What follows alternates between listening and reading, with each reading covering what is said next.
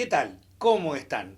Les damos la bienvenida una vez más a este espacio que hemos dado en llamar Un Café con Rotary Club Pergamino. En esta segunda entrega les vamos a presentar una charla que consideramos imprescindible para los tiempos que corren. Vamos a estar hablando con el doctor Pablo Santamarina, abogado, docente universitario y actualmente a cargo de la Unidad Fiscal de Investigación y Juicio número 8 de Pergamino. Un profesional de muy larga trayectoria, muy formado, y además ustedes van a descubrir durante la entrevista que se trata de un apasionado por su actividad, un apasionado del derecho. Y como alguien dijo alguna vez, el mundo necesita más gente que ame lo que hace. Este es uno de los casos. El doctor Santamarina muestra en esta entrevista su compromiso con su actividad y una vocación permanente de formación y de trabajo.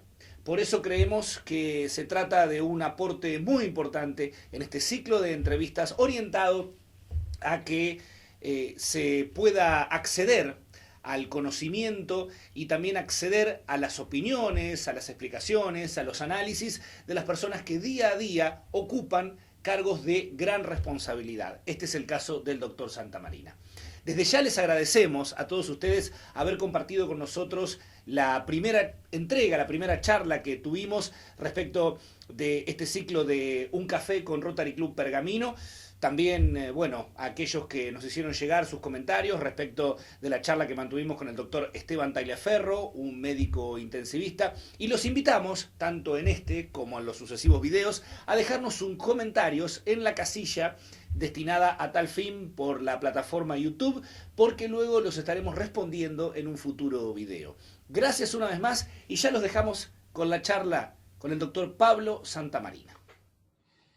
Bien, ante todo, gracias por estar ahí y por sumarse a este ciclo de charlas que se llama Un Café con Rotary Club Pergamino, para hablar de distintos temas de interés general para la sociedad en general y para la comunidad de Pergamino en particular. Bueno, no, gracias a ustedes por pensar que charlar conmigo y tomar un café, aunque lo hagamos de esta forma, puede llegar a resultarle de interés. Bien, usted es abogado y está a cargo de la Unidad Fiscal de Investigación número 8 de aquí del Ministerio Público de Pergamino. Y queríamos, la primera pregunta tenía un carácter personal, era saber cuánto tiempo hace que está a cargo de esta unidad fiscal y bueno, y la importancia que tiene este trabajo. Eh, la verdad es que no sé hace cuánto tiempo estoy a cargo de la Fiscalía número 8. Soy fiscal en la provincia de Buenos Aires hace más de 20 años y he pasado por distintos lugares y distintos departamentos judiciales. Fui fiscal al inicio en Dolores, después vine a Pergamino, fui fiscal general adjunto cuando estaba la fiscal general Raba en ese momento, después fui fiscal en la Fiscalía de Juicio de Pergamino y después vine a la Fiscalía de Instrucción y Juicio número 8, que debe hacer por lo menos hace 4 o 5 años, pero la verdad, discúlpame, no sabía que ibas a preguntarme esto, no tengo tanta precisión en las fechas. No, no hay problema, era simplemente, en realidad la pregunta tenía que ver con qué lo motiva a trabajar en el derecho penal dentro de una unidad fiscal o dentro del Ministerio Público y no en la actividad privada. Es decir, evidentemente ha habido una motivación personal para optar por la actividad desde el Ministerio Público. Sí, muchas veces esos caminos están pensados y preordenados. No fue mi caso. En realidad, yo cuando me recibí ya había dado el examen de ingreso al Poder Judicial y estaba como empleado y empecé a desarrollar mi carrera allí. Después, en su momento, me quise ir a vivir a Mar del Plata y había una posibilidad de un traslado a un juzgado penal. Eso fue en el año 96, o sea, te hablo del siglo pasado. Sí. Eh, y ahí empecé el camino en el derecho penal, en realidad casi por una casualidad. Siempre me gustó mucho el derecho público, es decir, lo que tuviera que ver con las garantías constitucionales. Y bueno, de alguna manera el derecho constitucional y el derecho penal tienen una parte troncal bastante importante. Y nada, así comencé mi carrera en el derecho penal. No la tenía preestablecida al inicio del estudio del derecho, ni cuando empecé a estudiar después mis especialidades. Así que fue un poco por casualidad, un poco porque las oportunidades se fueron dando allí. Y después, en su momento, a raíz de la causa Cabezas en Dolores, me envían a mí desde la Corte para colaborar un poco en ese juzgado, y allí se produce la reforma del Código Procesal Penal.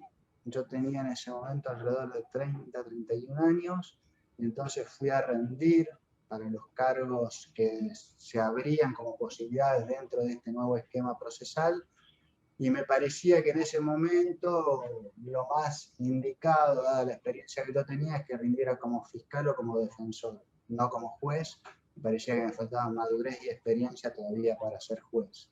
Así que rendí como fiscal y como defensor, y la oportunidad laboral se me dio en el Ministerio Público Fiscal, y allí desarrollé toda mi carrera. Y hoy te puedo decir que realmente es un rol que me gusta mucho, y desde la aparición del juicio por jurado, sobre todo, que es muy lindo de litigar, me imagino que ser fiscal es uno de los roles más lindos que hay dentro del proceso. ¿Cómo fue esa experiencia de trabajar en un caso tan resonante y de tanto impacto público como fue el asesinato de José Luis Cabezas en enero de 1997? Yo no trabajaba directamente en la causa Cabezas, digamos, habíamos dos equipos. Uno que era el original del juzgado, que estaban José Luis Macchi y Mariano Casó como secretario, José Luis Macchi juez, que estaban con la causa Cabeza, y después estábamos Claudia Castro, que hoy es juez del tribunal en Dolores, y yo a cargo del resto del juzgado. Convivíamos, veíamos, tuvimos contactos con algunos de los personajes vinculados a la causa, Llobrán, etcétera, fuerzas policiales importantes, ministros de Justicia de la Nación, etcétera, etcétera, en aquel momento, porque el juzgado tenía mucha circulación de gente, y también convivíamos de alguna forma con una asedio periodístico permanente, porque yo llegaba al juzgado en ese momento a las 8 de la mañana y ya tenías cámaras y gente viendo y demás. Nada, éramos chicos, teníamos mucho entusiasmo, y creo que lo que hicieron los integrantes del juzgado en aquel momento, dentro de un contexto que era muy difícil de prever, porque era, digamos, la exposición era exponencial, si me permitís el término, hicieron un muy buen laburo, y nada, me encantó haber formado mínimamente parte de eso y ver esa experiencia de forma directa. Usted mencionó así recién la reforma que se produce justamente después del caso Cabezas, la reforma del Código Procesal Penal, que implementa en la provincia de Buenos Aires el sistema acusatorio, un sistema que se está debatiendo ahora a nivel nacional. Usted me dio a entender, por lo que señalaba, que la experiencia en la provincia de Buenos Aires es positiva, es decir, el sistema ha dado un resultado beneficioso.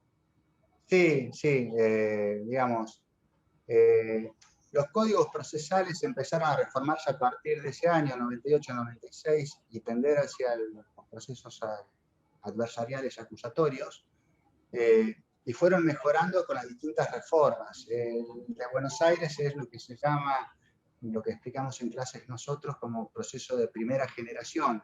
Hoy los procesos adversariales están en la cuarta generación. Con esto te digo que te quiero significar que ha habido evoluciones aún. El gran paso, el gran paso adelante que significó la puesta en marcha de este sistema en la provincia de Buenos Aires fue la división de jueces y fiscales al momento de la instrucción. Ese quizás es el valor que uno no puede dejar de reconocerlo. Es decir, perdón, doctor, para que se entienda, previo a la reforma había un juez que se encargaba de recolectar la prueba y a su vez también ejercía la función acusatoria. Esa función acusatoria y la recolección de prueba para la causa penal recae ahora en el Ministerio Público a través de la Fiscalía. Sí, en realidad, digamos, el juez recogía la prueba, después le daba el expediente al fiscal como para que vea si el fiscal quería acusar o no. El fiscal lo único que hacía era decir acuso, después el juez tramitaba de nuevo la prueba en lo que sería la etapa de juicio, porque no se hacía oral, salvo los homicidios en aquel momento, y ese mismo juez tomaba la decisión. Entonces, te das cuenta vos que ahí estaba muy afectada la imparcialidad, porque, digamos, si el juez al final del camino tenía que absolver, era como decir, todo lo que vengo haciendo lo vengo haciendo mal o, no, o lo vine valorando mal. Era muy difícil. Era lo que se conoce en la calle, era juez y parte. Claro. ¿No? Entonces, esa división entre que toma, recoge la prueba, produce la acusación y tiene la responsabilidad de mostrar que la acusación tiene sustento, hoy está en la cabeza del fiscal y se la presenta a un juez que dice, bueno, está bien lo que me estás presentando, no está bien, es suficiente, no es suficiente. En ese sentido, el código, en la implementación de ese esquema, sí ha sido un paso adelante, un muy buen paso adelante. Después hay muchas cosas que se han quedado a mitad de camino y que tienen que mejorarse. Para nombrarte dos nada más, la calidad del juicio oral nuestro hoy en la provincia de Buenos Aires es muy mala, porque hay mucho de lo que produce el fiscal en la primera parte, escrito a través de actas, que ingresa al juicio, sin demasiado debate. Entonces, eso quita posibilidades de calidad de prueba. Eso lo tenemos que mejorar y hay una intención de ir mejorando eso. Y en la incorporación del juicio por jurado ha sido excepcional en ese sentido.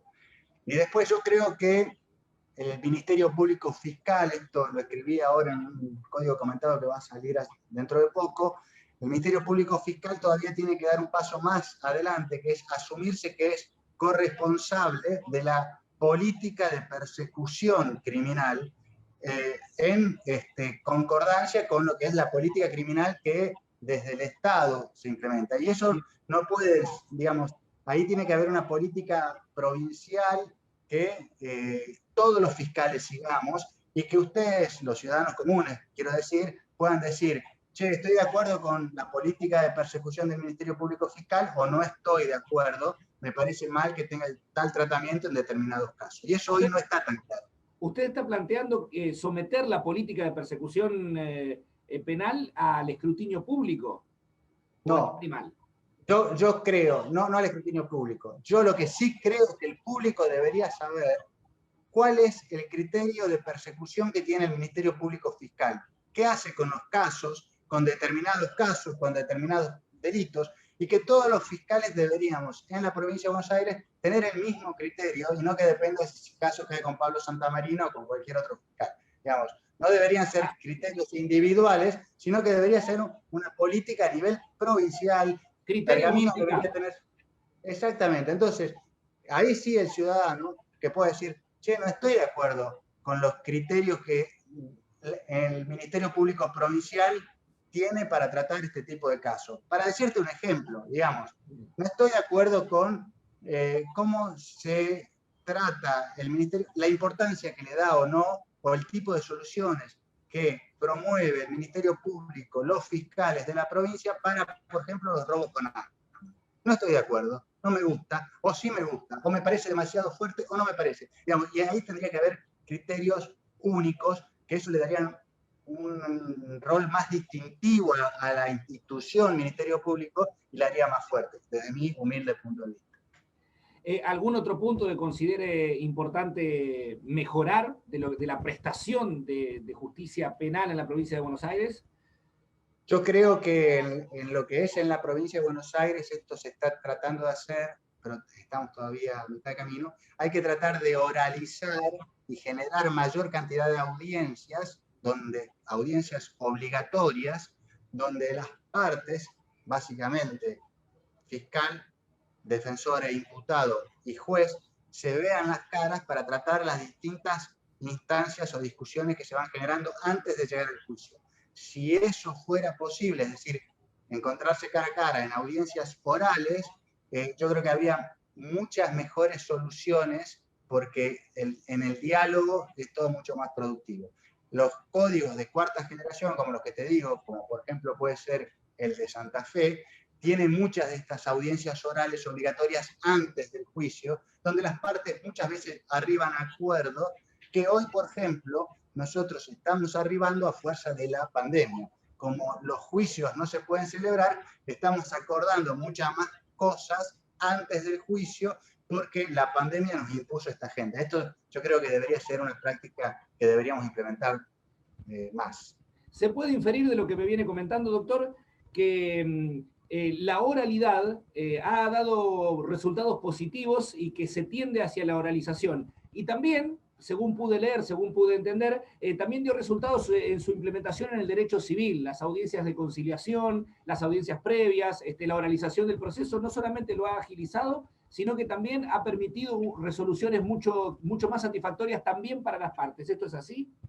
Mira, Carly, mientras te escuchaba se me ocurría el siguiente ejemplo y me parece que es ideal para graficarte y ratificar lo que vos estás diciendo que sí, es así. Pero te lo voy a dar con un ejemplo que se me ocurrió cuando te escuchaba y que tiene que ver con la vida cotidiana. Vos recibís un mensaje de texto de WhatsApp y muchas veces lo malinterpretás por tu estado de ánimo, por la limitación del otro al expresarse o no, porque lo leíste apurado, porque lo leíste ya enojado con la persona que te envió, que en realidad capaz que te estaba pidiendo disculpas y vos interpretaste otra cosa. Y eso. Ahora, se juntan esas dos personas a charlar y seguramente se van a poner de acuerdo sobre lo que se quisieron decir y el mensaje y la comunicación va a ser mucho más efectiva, potente y clara. Entonces, sí, la oralidad, el cara a cara, posibilita muchas mejores resoluciones que la mediación que significa la lectura o la escritura. No todos escribimos igual, no todos interpretamos lo mismo, nada. Claramente el medio de comunicación que cultural y antropológicamente venimos trayendo desde años y años, siglos, y que fue primero la propia escritura, es la oralidad. Entonces, es la forma más fácil de comunicarnos. En ese sentido, el hecho de poder escuchar al imputado, ver su expresión corporal, escuchar las palabras del fiscal, escuchar las palabras también del defensor, es lo que enriquece el juicio por jurados y además del hecho primario del juicio por jurados, que es que una persona sea juzgada por sus pares, por ciudadanos. El juicio por jurado es tal cual vos lo decís, es extraordinario, es el sistema que promueve la Constitución en 3 artículos. O sea, la Constitución les dijo, argentinos, el sistema de justicia, para la justicia toda, pero sobre todo para los casos criminales, es el juicio por jurado. Y es increíble que hayamos esperado 150 años y tengamos que dar explicaciones de por qué el juicio por jurado es el sistema, cuando la Constitución fue tan clara. Y ¿por qué es un mejor sistema? Porque vos al jurado, que son ciudadanos comunes, no podés traerle el expediente y decirle, lean esto y tomen una decisión. Tenés que traerle la prueba. Y si traes la prueba, el defensor y el fiscal van a tener oportunidad de preguntarle a la prueba, que por lo general son testigos, y van a tener oportunidad de ver el lugar del hecho, cómo son las fotos, y en base a eso se va a tomar una decisión. Por eso te digo que en definitiva la decisión se toma teniendo un contacto directo con la prueba mediante oralidad y no como venía ocurriendo en los juicios que mal hacíamos nosotros, que por eso te dije que era una cuenta pendiente, donde se incorpora mucho por lectura, decimos nosotros, que es que en realidad el expediente nos entra por la ventana, los jueces leen el expediente, toman una decisión, pero se pierden la potencia y la posibilidad de ver los medios de prueba ahí, y que el defensor pueda preguntar, y que el imputado pueda decirle al defensor, mire, está diciendo la verdad o está mintiendo. Todas esas cosas que hacen a la riqueza y a la cercanía con la verdad. Por otra parte, en el juicio, hasta que se implementó el juicio por jurados, el juez se expedía tanto sobre las cuestiones fácticas como sobre las cuestiones jurídicas. En este caso, las cuestiones fácticas quedan a cargo del jurado y el juez determina, o el tribunal, las cuestiones jurídicas. Exactamente. Mira, quienes enseñamos el juicio por jurado decimos, en el juicio por jurados hay 2 jueces. Un juez de los hechos, que es el jurado, y un juez del derecho, que es el juez técnico. Ese matrimonio es un matrimonio perfecto en el juicio. Le voy a hacer una pregunta, porque este tema causa mucho interés en la población, según también lo vemos los periodistas cuando damos a conocer algún juicio por jurados o alguna cuestión similar.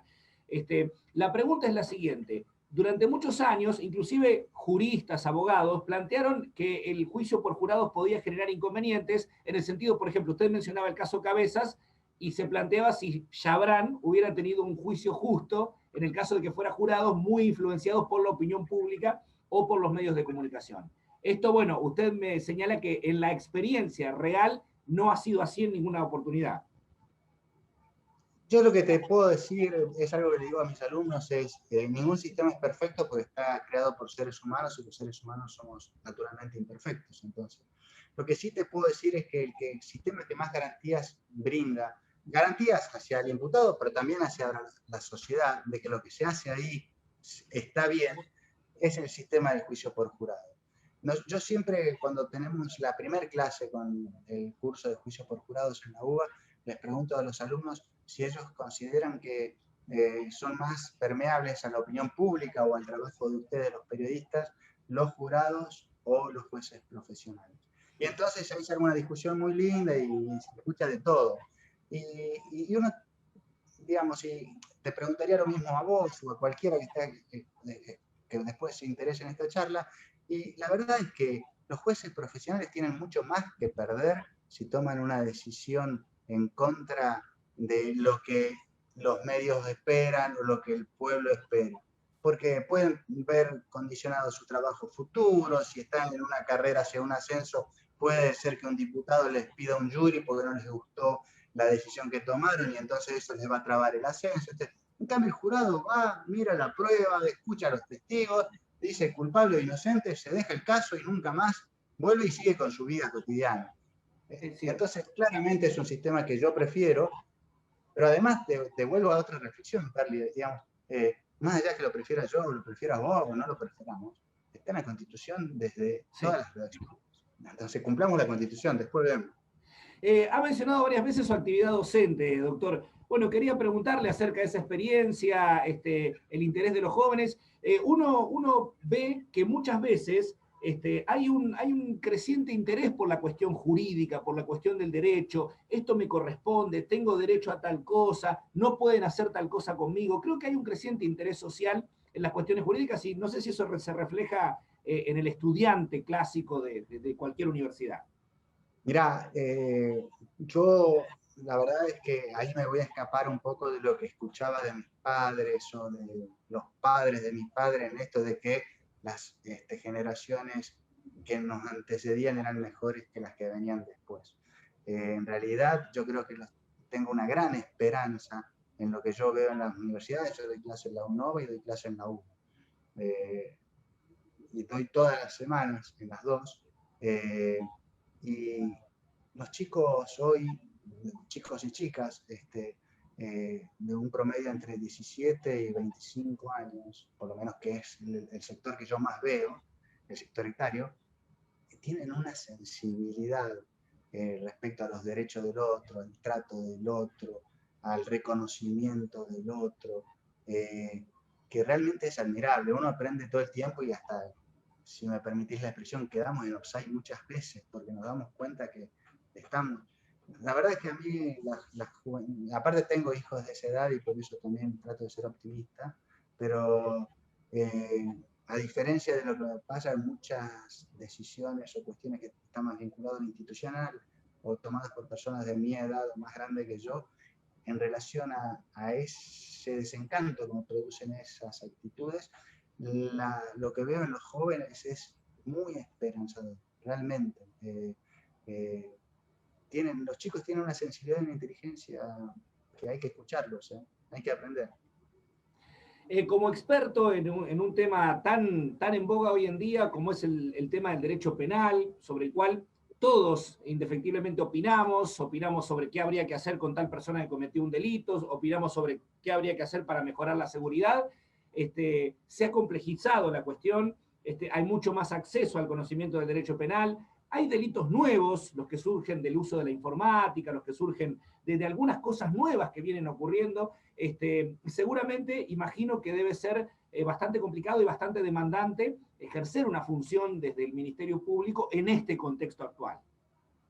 Sí, es más complejo, hay cuestiones que a uno se les escapa, incluso por una cuestión de edad, digamos. A mí esto del Zoom y demás, yo doy clase ahora por Zoom y todo, pero me costó, digamos, no soy amigo de la informática como son mis hijos o mis alumnos, pero por suerte también, por suerte en ese sentido sí está medianamente bien la estructura del Ministerio Público Fiscal, en el sentido que a medida que van apareciendo estas nuevas realidades, se van buscando los especialistas y creando los departamentos u oficinas con personas capacitadas que nos ayudan a nosotros como peritos a interpretar qué es lo que ha pasado y tratar de, en todo caso, descubrir a los responsables de eso. La verdad es que esto que vos planteas, sobre todo en el mundo informático, es muy frecuente, la estafa informática, como definir de alguna manera concreta, y yo apenas puedo aprender la computadora, o sea, si no tuviera la ayuda dentro del Ministerio Público Fiscal, en un departamento, en una oficina específicamente destinada con personas capacitadas para ello, me resultaría muy difícil. Por suerte, hoy cuento con eso. En ese sentido, ¿cómo es el, no, en ese sentido y en todos, en realidad, cómo es el trabajo dentro de una unidad fiscal, el trabajo diario? Es decir, se recepcionan denuncias, llegan denuncias de otros espacios, se investigan los delitos que son de acción pública, o sea, si usted tiene conocimiento de un delito y está ejerciendo la función de fiscal, se ve obligado a intervenir, porque así es que, como funcionan los delitos de acción pública, así que supongo que también será una tarea, además del conocimiento jurídico, la tarea de dirigir un grupo humano. Eso es lo que quiero decir. Sí, en ese sentido, cada departamento judicial, en cada departamento judicial, cada ministerio público fiscal tiene una organización diferente. En Pergamino hay 9 fiscalías más las 2 de Colón. Algunas se ocupan de temas específicos, como por ejemplo violencia de género o problemas intrafamiliares, o delitos ocurridos en la vía pública con una determinada modalidad. Y hay otros que nos dedicamos al resto de los delitos y nos dividimos la tarea en espacios temporales que le llamamos turnos, digamos. Cada uno de esos fiscales que nos dedicamos a los otros delitos, estamos de turno en un promedio de 5 o 6 días por mes, 5 o 6 días seguidos, y entonces, de hecho, yo en este momento estoy de turno, y los delitos que ocurren durante ese periodo de tiempo son los que, en los cuales yo voy a intervenir. Y cada fiscalía cuenta por lo general con una persona que es un secretario, algunos empleados que ayudan en la organización general de la tramitación de todo lo que va entrando y saliendo, y con instructores judiciales, depende de la cantidad de trabajo que tengan, la problemática, y especializados en determinadas temáticas. Y nada, y es un trabajo que además uno interactúa mucho con las fuerzas policiales, porque son en la mayoría de los casos los primeros que llegan al lugar donde ocurrió un delito, porque son a los primeros que el ciudadano común llama. Así que hay un trabajo mancomunado que uno trata de llevar adelante de la mejor manera. Claramente cada uno tiene su propio perfil personal, pero bueno, sí es un trabajo en el cual todos son importantes. Justamente eso iba. Se había planteado también la necesidad de la instalación de una policía específica dependiente, bien del Poder Judicial o bien del Ministerio Público, que estaría destinada a ese trabajo específico. ¿Usted está de acuerdo? ¿Considera eso factible? Yo lo considero factible, estoy de acuerdo y me encantaría que finalmente se ponga en funcionamiento, porque siempre se dan pequeños pasitos en esa dirección, pero nunca se termina de concretizar una policía de investigación, incluso que hasta se discute o no si tendría que estar armada o desarmada. Eso para mí es secundario, porque en realidad no debería esos funcionarios o esos detectives dedicarse a la seguridad, sino tendrían que tener experticia en tareas investigativas concretas y trabajar esos detectives o investigadores directamente vinculados con los fiscales. Hoy, lamentablemente, como ocurre en gran parte de las realidades de nuestro país, las cosas cambian, entonces la organización policial cambia, viene un gobierno, pone esto, a mitad de camino pone otra cosa, cambia la estructura, y entonces no termina nunca de materializarse eso, que está incluso en la Constitución provincial, la policía judicial. Y es una cuestión que es un pendiente muy grande que tenemos y que optimizaría mucho el trabajo de investigación de los fiscales. sobre todo teniendo en cuenta que varios casos resonantes, no me refiero a Pergamino, sino a nivel nacional, varios casos resonantes de esos casos penales históricos argentinos no llegaron a resolverse justamente porque en primera instancia la prueba, el primer momento se destruyó o se dañó o se deterioró la escena del crimen. Bueno, justamente ese sería una de las soluciones que se podrían aportar. Sí, de todos modos, yendo a lo que pasa en el ámbito nacional, Carly, vos mencionaste algo que yo te lo refrendo y lo menciono como algo más importante todavía, que es la puesta en marcha de una policía judicial, que es la implementación del sistema acusatorio adversarial en el sistema federal. La justicia federal hoy es del medioevo, digamos, el juez de instrucción que hablábamos, con las facultades, más los vaivenes, cuestiones que yo no quiero, menos sabiendo que está grabándose esto, quiero referirme acá, pero que todos conocemos. Realmente quizás, si vos me decís, mirá, Pablo, hay mucha impunidad, hay casos resonantes, como dijiste recién, que no llegaron a buen término, que la prueba se perdió. Yo digo, bueno, mira, el primer paso que deberíamos dar en esa dirección es pongamos el sistema acusatorio adversarial, pongamos un procurador respetado por todos, que ese procurador diseñe una política de persecución penal de los casos penales, en concordancia con la política criminal del Estado y que sea conocida por todos y que la investigación quede a cargo de los fiscales, etcétera, etcétera. Creo que ese sería el primer paso deseable en función de lograr un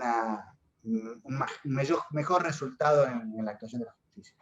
Aprovechando también su condición de docente, le quiero preguntar por la ley argentina, la ley de fondo, o sea, el Código Penal. ¿Usted considera que, que es de vanguardia? ¿Considera que está a la altura de las exigencias sociales? Y en comparación con otras legislaciones, ¿lo considera mejor, peor, más adecuado? El código nuestro era buenísimo, y es del siglo pasado, ¿El de los años 20? Sí, al principio. No teníamos mayores problemas con ello. El problema que tenemos es la desinformación a la que a veces sometemos a la ciudadanía y al engaño y la facilidad con que buscamos soluciones, y estas soluciones, permíteme que lo ponga entre comillas, pseudo soluciones que en definitiva no terminan siendo soluciones para problemáticas que van apareciendo. ¿Qué quiero decir con esto? Muchas veces se cree que reformando la ley penal vos das más seguridad, digamos.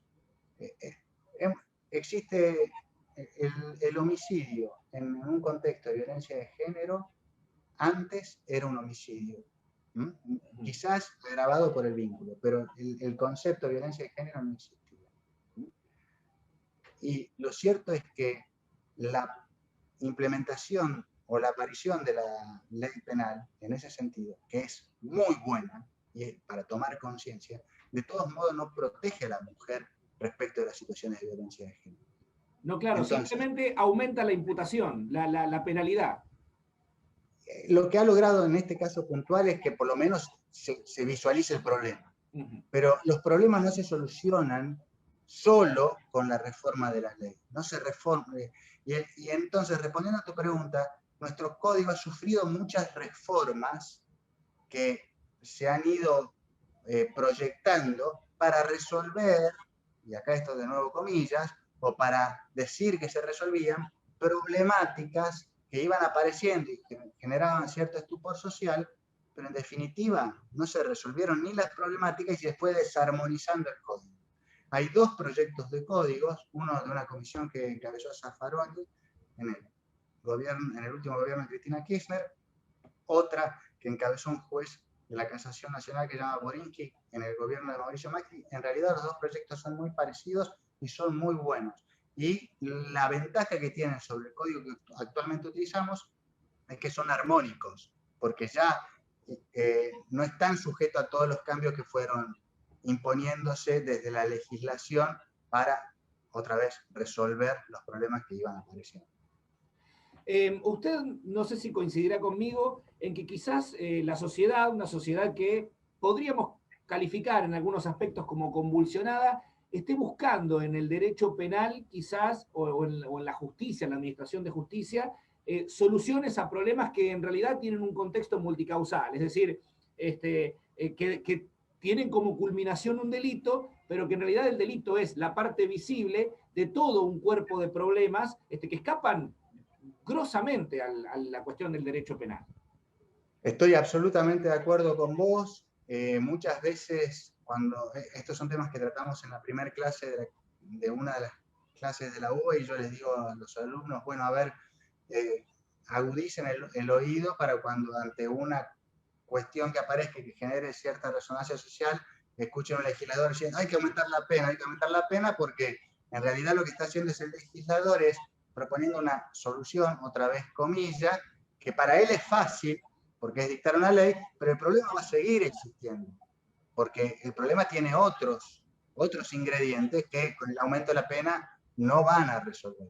Entonces, claramente estoy de acuerdo con vos, y por eso digo que sería deseable que el Ministerio Público tome esta posta de diseñar una política de persecución en la provincia para la provincia, la nación para la nación, y que te digan a vos como ciudadano, mira, para este tipo de problemas, tenemos este tipo de soluciones, porque el Código Penal, el proceso penal sí se ha ido modernizando mucho, y ya la instancia de juicio es realmente la última instancia. Muchas veces hay salidas en el medio que se pueden aplicar, de suspensión de juicio a prueba, mediaciones, acuerdos, etcétera, etcétera, que uno lo podría ofrecer dentro de un marco de una política explicitada para justamente resolver las multicausas de los multiconflictos que le van apareciendo, y no caer en el facilismo de decir pena y mucha pena, porque ahí no estoy solucionando nada. Digamos, yo creo, yo no soy un abolicionista para nada, pero creo que el hecho de que exista todavía la pena de prisión como una de las consecuencias que ofrece el derecho penal tiene que ver con que hemos fracasado los penalistas en ofrecer algo diferente. Yo he fracasado en ese punto porque la verdad es que no se me ocurre para muchos delitos otra cosa que eso, pero para muchos otros no es una solución, y en todo caso ahí hay que ir por un camino diferente. Y esto de, no, entonces hay que aumentar la pena, cuando nosotros escuchamos a alguien que dice, no, para esto hay que aumentar la pena, ese alguien está buscando el camino más fácil para algo que no va a resolver. En resumen, demagogia. Ese sería lo que estaría planteando. O un desconocimiento que lo primero que despierta es decir, aumentemos la pena. Recuerdo que pasó con los secuestros extorsivos en la época de la ley Bloomberg, que se le llamó, que tampoco solucionó el problema, como usted bien plantea. Yo te puedo dar o invitar a reflexionar sobre un montón de ejemplos de aumento de pena que no solucionaron, digamos, por ejemplo, para darte un ejemplo de uno de los grandes males que tenemos en la Argentina, los accidentes de tránsito. Esa pena fue aumentando. Sí, Para el homicidio culposo la pena y en circunstancias de conducción de un vehículo fue aumentando. Y no hay menos accidentes en no, es Argentina. cierto. Ahora, hace autopistas, hace señalizaciones, controlar, educar, y decime si no bajas la cantidad de homicidios culposos. Lo que pasa, esta segunda solución es más cara y es más a largo plazo. ¿Entendés? Entonces, ¿qué es más fácil? Vos sabés, por ejemplo, Carly, que hoy en el Código Penal hay un delito penal, o sea, te hacen una causa penal para que corra picada. Desconocía eso. ¿Entendés? ¿Cómo evitas que corran picada? Claro. Controlalo, está presente en la calle, sacale el carnet al que corra una picada, que es una consecuencia. Y lo que pasa es que es mucho más fácil decir, no, ahora el que corra picada le vamos a aplicar 60 años de pena. Como si eso... Sí, no creo que el que va a correr picada se vaya a poner a estudiar el Código Penal, es obvio. Ese ejemplo es buenísimo, pues mira, ahora se jubiló, pero yo cuando comencé a trabajar en Dolores, había una defensora penal, Laura Elías, que después fue juez, gran mujer, que decía, yo siempre cuando salgo de mi casa dejo el código penal arriba de la mesa del living, cosa que si entra alguien vea lo que le puede pasar si es que me roba. Hasta que un día me robaron. Entonces me di cuenta que la ley penal no me preveía, no me protegía en ese punto. Es muy interesante. Estaba escuchando lo que me decía recién respecto de cómo se ha mejorado el proceso. Es decir, el artículo 18 de la Constitución Nacional, que asevera el debido proceso para las causas penales, ha ido cumpliéndose. Sin embargo, otro postulado del artículo 18 de la Constitución Nacional, que es la sanidad de las cárceles, no ha logrado cumplirse, y ese es otro grave problema de la aplicación de la ley penal. Sí, gravísimo, y que no hemos tenido solución en la Argentina y que cada vez estamos peor. Yo no soy un especialista en el tema, pero sí ahí tenemos una deuda pendiente muy significativa.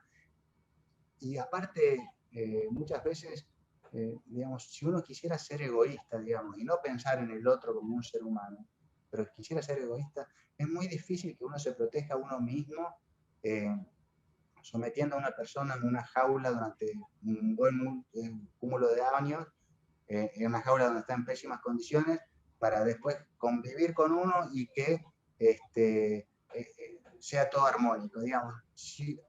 Por eso digo, yo cuando hablo del tema, digo, bueno, seamos egoístas si quieren. Háganlo por lo que no vayan a ir a prisión. Mejoremos el sistema, si quieren, de una perspectiva egoísta. Porque si no, lo que estamos haciendo es torturando a alguien en condiciones paupérrimas. No lo digo, yo lo dijo la Corte en el fallo Berbisky. Y después le exigimos que se comporte como un ser humano que tuvo otras posibilidades. No sé, no, es un problema. Es otro de los tantos artículos donde no cumplimos la Constitución. Vamos a algo un poco más, más concreto y más del día a día. Los recursos con los que cuenta la Fiscalía, ¿los considera adecuados? ¿Recursos económicos, recursos humanos, técnicos? Yo sé que, mira, ahí te digo dos cosas, digamos. Yo sé que digamos, en Pergamino sí. Yo te dije que yo tuve la oportunidad de trabajar en otros lugares, y aparte, sobre todo de cuestiones académicas, estoy en permanente contacto con fiscales de otros lugares. Yo sé que en Pergamino tenemos una realidad muy buena.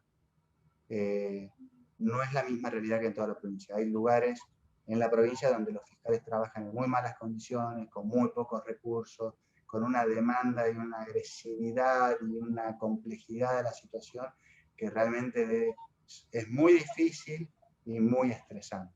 Entonces, la realidad de Pergamino no es la misma de toda la provincia, como la realidad de otros departamentos judiciales que están en condiciones medianamente aceptables.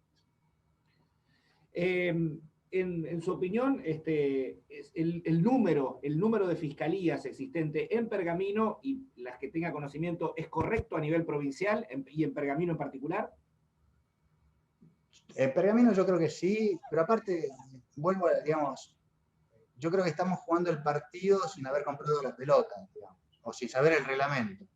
Lo que te quiero decir es, a mí me parece preferible, para poder responderte esta pregunta después con verdaderos fundamentos, conocer cuál es la política de persecución del Ministerio Público Fiscal de la Provincia de Buenos Aires, cuáles son los objetivos, que eso es fundamental. Cuáles son los objetivos, hacia dónde vamos, qué sé yo, qué sé cuánto. Lo medimos en un tiempo, porque hay que medir las cosas para saber hacia dónde vamos y qué resultados tenemos. Y después yo te diría, mira, Carly, para estos objetivos estos recursos son pobrísimos. O te podría decir, mira, la verdad es que estamos muy bien y hemos logrado todos los objetivos, o falta tal o cual cosa. Pero me parece que ese diseño es muy importante, tiene que ver con un Ministerio Público moderno, tiene que ver con lo que se necesita para un proceso adversarial, acusatorio moderno, y es en lo que creo que todavía estamos fallando. Bien, lo último que me gustaría charlar es el tema de la imagen pública, de lo que se conoce como la justicia, también entre comillas, porque no es la justicia, sino que es el Poder Judicial, del cual formaría parte como un anexo al Ministerio Público. ¿Por qué existiría esta imagen pública en algún sentido negativa que tiene el Poder Judicial? ¿A qué lo atribuye? ¿A la falta de comunicación, a la falta de información, a mala intención de algunos sectores? Creo que hay ahí sí una multiplicidad de cuestiones y, y no puedo darte una respuesta única. Creo que hay muy mala respuesta de las justicias a veces. Creo que hay muy malos funcionarios en algunos sectores de la justicia. Creo que en ese sentido la justicia federal nos ha hecho muy mal, flaco favor, muy flaco favor. Digamos, esto de la impunidad, de los títulos en los diarios y que después no pasa nada, es muy de la justicia federal y eso nos ha hecho muy flaco favor. Creo también que hay funcionarios que son extraordinarios en la justicia y se ven envueltos en ese caldo.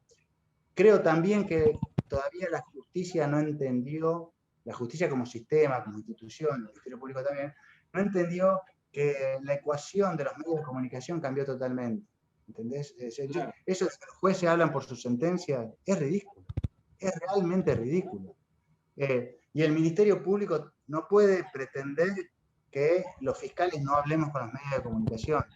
Obviamente no tenemos una directiva en esa dirección, pero incluso hasta debería tener quizás un vocero profesional que se comunique con los medios y comunique las decisiones del Ministerio Público Fiscal de manera concreta, clara, transparente, para que la ciudadanía tenga elementos para evaluar y después opinar. Creo también que nos vemos muchas veces sometidos a esta cuestión de, que vos definiste como demagogia, de ante una decisión que no me gusta, salta uno y dice, porque tal cosa, qué sé yo, y eso es muy fácil. Y también es verdad, y esto lo tenemos que entender quienes formamos parte de la justicia como sistema, que nosotros vamos a tomar muchas veces decisiones que no van a dejar contentos a todos. Esa es una realidad. Ojalá la mayoría de las decisiones que tomamos deja por lo menos tranquilas las dos partes que estuvieron en pugna. Pero muchísimas veces nos va a ocurrir otra cosa, que es que uno de los dos se quede disconforme. Y tenemos que aprender a convivir con eso. Para eso, y para nuestra tranquilidad, deberíamos contar con una política de persecución explicitada y pública hacia todos, que nos respalde como institución, y además lo que debemos hacer es aferrarnos a la Constitución. En la medida que nos aferremos a la Constitución, cada uno de nosotros, vamos a estar mucho más tranquilos. Ahora, que yo voy a tomar decisiones en mi función que muchas veces va a dejar descontentos y descontentas a personas que vinieron a buscar otro tipo de respuestas, es casi la naturaleza de mi trabajo, porque muchas veces ocurre eso, porque o el artículo no lo permite, o el código no lo permite, o la ley no lo permite, o no tengo los medios, o la decisión política de política persecución va en otra dirección. Es así. O los jueces interpretan las cosas de manera diferente a la que yo la puedo interpretar. Bien. Hay un tema que se ha planteado que de a ratos vuelve y de a ratos queda como tranquilo, que es el tema, nosotros sabemos que el Poder Judicial es el único poder no político, es decir, que no, los cargos no son electivos. Yo, si me permito el atrevimiento de dar mi opinión, algunos han planteado la necesidad de que los cargos de jueces, fiscales, sean electivos, es decir, se elijan junto con el resto de las autoridades institucionales. En mi opinión eso no es correcto, en mi opinión eso puede generar tanto demagogia como también que algunos fiscales y jueces se vuelquen de lleno a la campaña política y dejen de trabajar en sus espacios. No sé cuál es su opinión. Y te agrego algo a lo que dijiste ahí, y que se suban a la demagogia punitivista de algún medio o de algún, ¿entendés? Digamos, porque no importa la creencia que tenga cada uno, ¿no? Voy a otra cuestión. No importa la creencia que tenga cada uno, pero si la historia de Jesucristo es cierta, seguramente estuvo mal condenado y fue por la demagogia de algunos que gritaban más fuerte, ¿no? Digamos, ahí hubo un condenado inocente claramente, ¿no? Entonces eso también es peligroso, seguir el ruido de la mayoría. Yo creo que lo que tenemos que hacer en serio, es poner a funcionar un organismo que fue pensado en su momento con la reforma constitucional del año 94, que es el Consejo de la Magistratura, pero que hoy cumple en la provincia y en la nación una función muy pobre, donde el componente político todavía juega muy fuerte. Y es hoy una peor solución que la que existía antes, porque antes por lo menos vos sabías que a un funcionario tal o cual lo había nombrado el político tal o cual y tenías la cara visible del responsable. Hoy, con la existencia del Consejo de la Magistratura, donde se filtran los intereses políticos claramente, pero esos intereses no están tan visibilizados, por lo tanto, parece que nadie es responsable. Entonces estamos en un escenario peor, y donde los que se sacan la mejor nota después no forman parte de las ternas, donde los que no aprueban exámenes forman parte de las ternas, etcétera, etcétera. Entonces, hemos hecho un mal uso de la institución. Pero el problema que tenemos no son las instituciones, somos nosotros. Y ahí tenemos que hacer un mea culpa todos como sociedad, y los miembros del Poder Judicial sobre todo, si estamos dispuestos a jugar en un sistema de reglas claras, porque las reglas claras imponen responsabilidades e imponen que cuando no te va bien, la consecuencia es que no está tan buena. Y no sé cuánto estamos dispuestos. Yo quiero jugar ese juego. Ahora, ¿cuántos somos los que queremos jugar ese juego? No lo sé. La verdad es que no lo sé. Pero la elección de los miembros del Poder Judicial me suena al digamos, lo primero que se me viene a la cabeza es, queremos que lo condenen a Talia Altuve, yo lo voy a condenar, le voy a la máxima presión, votenme, no me gusta eso. Claramente Además, no. se me ocurre otra cosa, ¿no? Que puede ser también perjudicial, que algún delincuente de alto rango termine financiando la campaña de un fiscal para después no verse investigado. Eso también Sería mucho peor, como dicen, no lo sabemos, que algunos fondos no tan lícitos también participan en las campañas políticas para Claro, cargos de autoridad, ¿no? claro. Bien, bueno, Pero creo que bueno, ahí seríamos como el Martín Fierro, ¿viste? Más que ser amigo del juez, tendríamos comprado el juez. claro, directamente, me debería el cargo. Bueno, doctor, ha sido un auténtico placer esta charla y bueno, y creo que ha sido muy fructífera, no solamente para aportar a una cuestión en particular, sino en general a lo que ocurre con la sociedad, que está demandando justamente esto, ¿no? Escuchar a aquellos que cumplen un rol activo en las instituciones de la ciudad, en las tomas de decisiones, en las tomas de decisiones que influyen sobre la vida diaria de los habitantes de un determinado espacio. Así que desde ya muy agradecido y seguramente en nombre de Rotary Club Pergamino estimo que será de mucho provecho este intercambio que acabamos de mantener.